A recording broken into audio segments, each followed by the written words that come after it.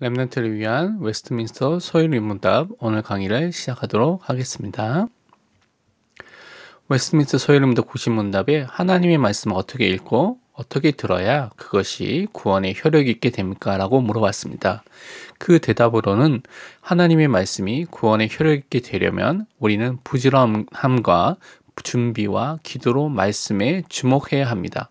그리고 믿음과 사랑으로 말씀을 받고 우리 마음에 말씀을 간직하고 우리의 삶에서 실천해야 합니다. 라고 말하고 있습니다. 하나님의 말씀을 듣는 자세, 읽는 자세에 대한 부분을 말씀하고 있습니다. 그것이 우리 구원에 있어서 사실적으로 또한 구원을 돕는 역할을 하고 또 우리에게 구원을 주시는 하나님의 능력의 축복을 누리기 위해서 우리가 하나님의 말씀에 집중하는, 주목하는 그 시간을 가져야 되고요. 또한 그와 동시에 믿음과 사랑으로 말씀을 우리 마음속에 담고 그 말씀이 실천하는 삶을 나타내는 것들이 실제로 있어야 된다고 말하고 있습니다. 말씀을 통해서 확인해 보면 신명기 6장 17절에 너희 하나님 여호와께서 너희에게 명하신 명령과 증거와 규례를 삼가 지키며 라고 말하고 있습니다. 하나님 자녀는 분명히 하나님 백성들은 하나님의 말씀을 따라 살아야 된다는 것을 말씀하고 있습니다. 시편 119편 18절에 내 눈을 열어서 주의 율법에서 놀라운 것을 보게 하소서라고 말씀하고 있습니다. 하나님의 말씀 속에서 하나님을 발견하고 그리스도를 발견하는 은혜가 분명히 임하도록 기도해야 한다는 것입니다.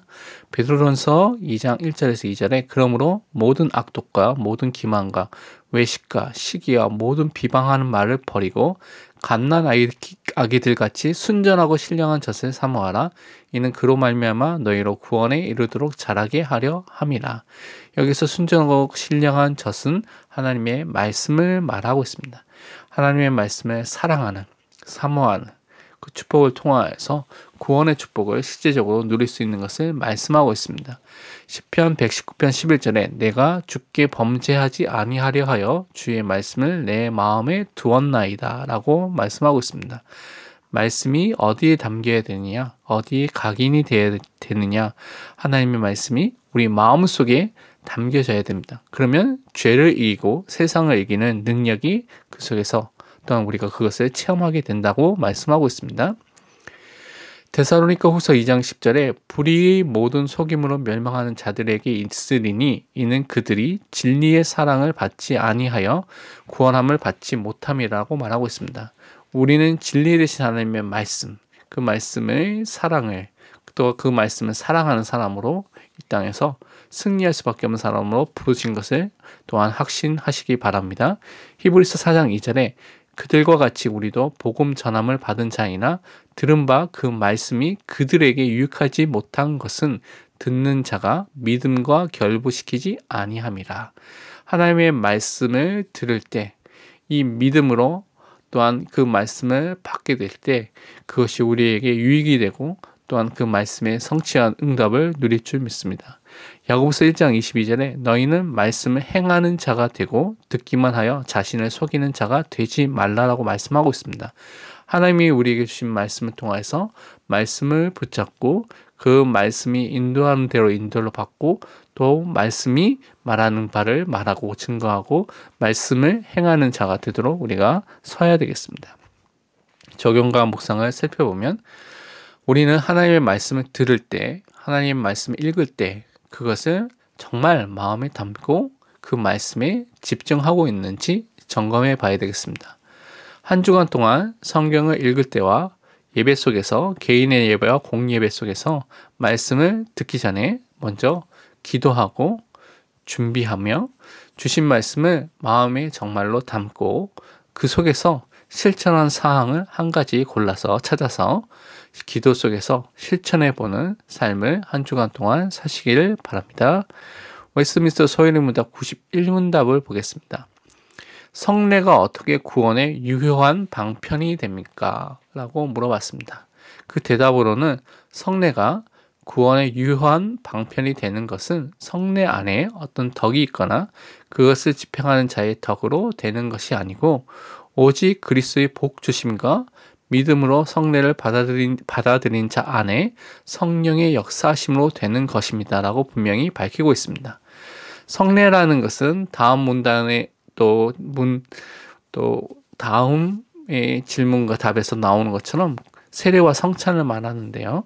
이 세례와 성찬을 통하여서 우리가 구원의 축복을 또한 풍성하게 누릴 수 있는 그 도구로 우리에게 주셨는데, 그 성례 자체 안에는, 세례와 성찬 자체 안에 또 그것을 행하는 어떤 목사님들이겠죠. 그것을 행하는 사람들에게 어떤 덕과 능력이 있는 것이 아니라 예수 그리스도께서 그것을 복을 주셨고요.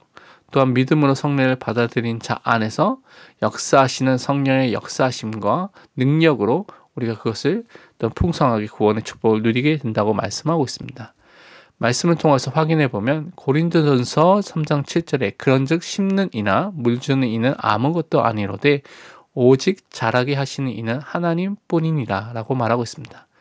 바울과 같이, 아볼로와 같이, 또 바나바와 같이 또 심는 사람들, 물 주는 사람들, 돕는 사람들이 있을 수 있습니다. 다양한 사람이 있지만 자라게 하신 분은 누구냐면 바로 하나님이십니다. 고린도서 12장 13절에 우리가 유대인이나 헬라인이나 종이나 자유인이나 다 한 성령으로 세례를 받아 한 몸이 되었고 또 다 한 성령을 마시게 하셨느니라 라고 말하고 있습니다. 한 성령 안에서 우리가 한 몸, 한 지체가 되고요. 또한 그것서 성령의 역사 속에서 또한 우리가 세워져 나가고 은혜를 받는 존재인 것을 말하고 있습니다. 베드로전서 3장 21절에 물은 예수 그리스도께서 부활하심으로 말미암아 이제 너희를 구원하는 편이 곧 세례라. 이는 육체의 더러운 것을 제하여 버림이 아니요 하나님을 향한 선한 양심의 강군이라 라고 말하고 있습니다. 우리가 세례를 통하여서 또한 그리스도의 부활하심을 통하여서 그것을 통하여서 우리가 또한 예수 그리스도를 믿을 때 그리스도와 연합된 존재로서 그 죽으심과 부활에 연합하여서 우리가 살아나게 됐습니다. 그 표로 하는 것이 무엇이냐면 그것을 신앙을 고백하는 것이 세례입니다. 그래서 그 세례 자체에 능력이 있는 것이 아니라 예수 그리스도와 성령의 역사 속에서 우리가 이 세례와 성찬 속에서 하나님의 은혜를 누릴 수 있게 되는 것입니다. 그렇다면 우리가 무엇을 적용하고 묵상해야 될까요? 성례에 대해서 여러분은 어떤 생각을 지금 가지고 계신지 점검해 봐야 되겠습니다. 특히 성례는 나에게 어떤 의미, 어떤 가치가 있는지 한번 생각해 봐야 되겠습니다. 한 주 동안 세례와 성찬이라는 성례 속에 담겨진 그리스도의 복주심이 무엇인지를 여러분 생각해 보시고 말씀을 통해서 확인해 보시고 묵상하시는 시간을 가지시기를 바랍니다. 기도하고 마치도록 하겠습니다. 언약의 하나님 아버지, 우리에게 말씀을 듣고 읽을 때마다 성령의 역사 속에서 믿음을 주심을 감사합니다. 날마다 말씀을 마음에 담고 집중하며 실천하여서 말씀 성취의 응답을 받게 하여 주옵소서. 또한 구원의 복을 누리는 성례를 사실적으로 확인하게 하여 주옵소서.